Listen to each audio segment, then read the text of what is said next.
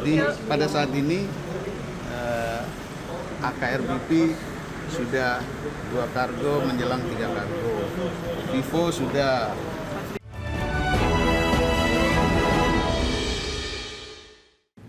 Pemirsa, Badan Pengatur Hilir Minyak dan Gas Bumi atau BPH Migas akan merevisi Peraturan Presiden Nomor 191 Tahun 2014 tentang penyaluran BBM bersubsidi jenis Pertalite agar lebih tepat sasaran.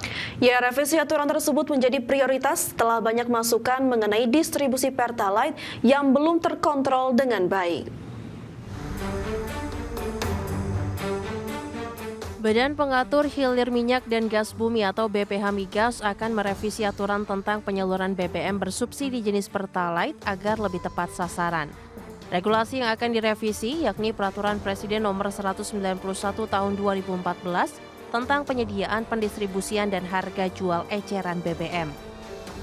Menurut Kepala BPH Migas Wahyudi Anas, perubahan regulasi ini masuk dalam program prioritas pengurus BPH Migas periode 2025-2029. Revisi tersebut Perpres nomor 191 tahun 2024 menjadi prioritas setelah banyak masukan mengenai distribusi Pertalite yang belum terkontrol dengan baik. Wahyudi Anas mengakui kelompok penerima BBM jenis Pertalite belum terdefinisi jelas sehingga penyaluran kerap tidak tepat sasaran. Nantinya revisi Perpres 191 akan menambahkan aturan tata kelola Pertalite termasuk harmonisasi dengan kebutuhan masyarakat, serta sistem pengawasan yang lebih ketat untuk mencegah penyaluran yang tidak sesuai. Kalau itu semua revisi Perpres 191 bisa disetujui pemerintah, otomatis kami juga lebih memudahkan untuk kontrol penyaluran BBM kepada masing-masing konsumen pengguna dengan baik. Dan sistem kami pastinya akan lebih menyiapkan sistem IT digitalisasi, juga settingnya bisa terpusat pada seluruh daerah. Berdasarkan data Pertamina Patra Niaga, konsumsi BBM jenis Pertalite hingga Oktober 2025 di bawah 10% dari kuota tahun ini yang mencapai 31,1 juta kiloliter. Dari Jakarta, Tim Liputan, IDEX Channel.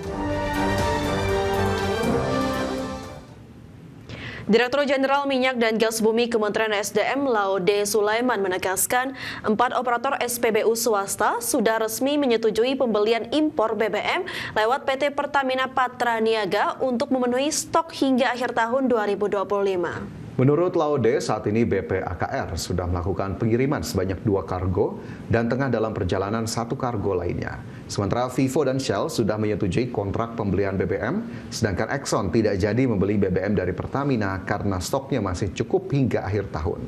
Laude mengungkapkan saat ini kargo pengiriman BBM Shell tengah dalam persiapan pengisian sebelum bergerak menuju Indonesia. Meski demikian, Laude belum merinci berapa jumlah impor yang dilakukan Shell, namun dipastikan cukup untuk memenuhi stok hingga habis tahun 2025. Laude mengaku alotnya negosiasi tambahan impor BBM untuk para SPBU swasta terjadi karena beberapa aspek, seperti spesifikasi badan usaha yang berbeda satu dengan yang lainnya, penyesuaian harga hingga fluktuasi harga minyak dunia. Yang swasta kan sudah dijelaskan berkali-kali ya, swasta kan sudah aman. Jadi pada saat ini AKRBP sudah 2 kargo menjelang 3 kargo. Vivo sudah, kemudian Shell sudah final negosiasi. Exxon nanti kita cek di Pertamina.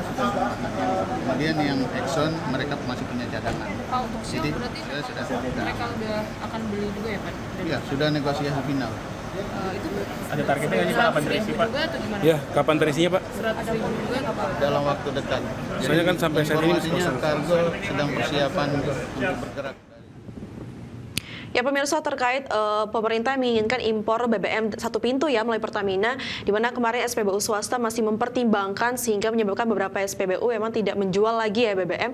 Namun ini SPBU swasta sudah resmi akan impor melalui Pertamina, di mana mungkin untuk libur Nataru ini memerlukan banyak stok BBM ya, sehingga ya mungkin kedepannya untuk preventif agar tidak kesusahan mencari BBM bagi masyarakat. Ya tentu upaya ini kita harapkan untuk mendukung adanya stok BBM di berbagai daerah di Indonesia agar kemudian tidak terjadi kelangkaan, karena kita tahu aktivitas yang meningkat di akhir tahun tentu yang dilakukan oleh masyarakat, meskipun tetap tidak boleh kita lupakan bahwa spesifikasinya sebetulnya mungkin berbeda, tapi ya SPBU swasta ini mungkin legowo begitu ya untuk kemudian bisa melakukan pembelian BBM ataupun minyak mentah dari Pertamina, dan kita harapkan Pertamina juga terus berbenah agar kemudian penyediaan BBM bisa lebih baik ke depannya dan bisa dalam tanda kutip bersaing lah dengan BBM dari kualitas SPBU swasta. Baik, kita tinggalkan informasi soal impor BBM dari SPBU swasta. Pemirsa, kita bergeser ke informasi berikutnya, di mana Menteri SDM Bahlil Lahadalia mengungkapkan pemerintah akan memperkuat Satgas Penertiban Kawasan Hutan, penertiban kawasan pertambangan, konsekuensi hukum atas pelanggaran, serta aktivitas ilegal di sektor kehutanan dan pertambangan, dan penanganan sejumlah kawasan ilegal yang sebelumnya sulit dijangkau oleh aparat.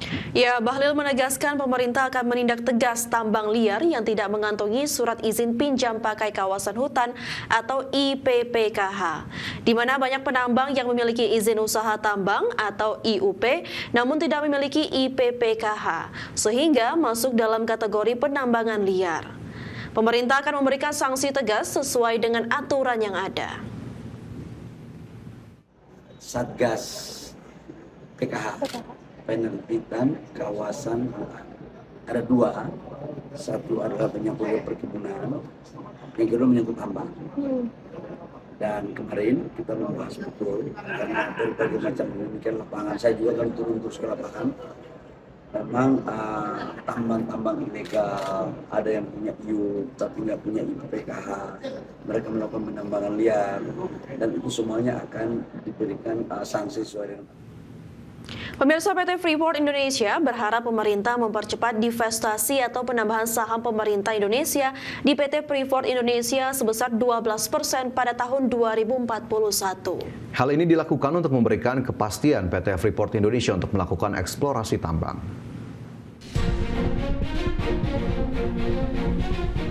Direktur Utama PT Freeport Indonesia Tony Wenas berharap pemerintah dan DPR dapat mempercepat realisasi divestasi saham PT FI kepada pemerintah Indonesia sebesar 12%, sehingga nantinya saham pemerintah menjadi 63%. Tony menyebut saat ini sudah terjadi kesepahaman khususnya divestasi tambahan 12% di tahun 2041, sehingga diperlukan perjanjian tertulis. Kepastian pengambilan divestasi saham ini diharapkan memberikan Freeport kepastian perpanjangan izin usaha pertambangan, khusus dari yang berakhir di tahun 2041 menjadi paling tidak hingga 2061. Dengan adanya kepastian perpanjangan izin operasi itu, Freeport juga memberikan waktu untuk melakukan eksplorasi yang lebih detail.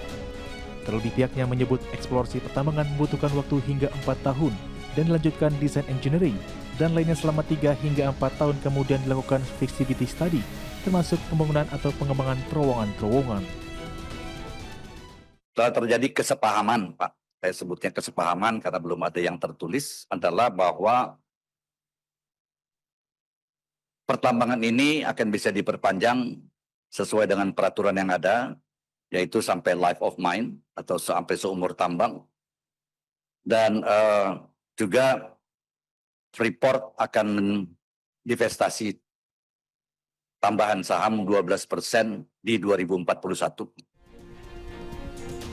Di samping itu, Tony juga memaparkan rencana kerja PT FI, di mana dalam rencana produksi 2025 sampai 2029, PT FI diproduksi bisa memproduksi 26 ton emas di tahun 2026. Pada tahun 2027 sebesar 39 ton emas, dan di tahun 2028 dan 2029 sekitar 43 ton emas. Di samping itu, pihaknya juga menyebut sudah terdapat perjanjian kerjasama dengan PT Aneka Tambang Tbk atau Antam, di mana Freeport akan mensuplai emas ke PT Antam sampai jumlah 30 ton per tahun atau lebih, tergantung dari permintaan PT Antam. Dari Jakarta, Adi Firmansyah, Tim Liputan IDX Channel.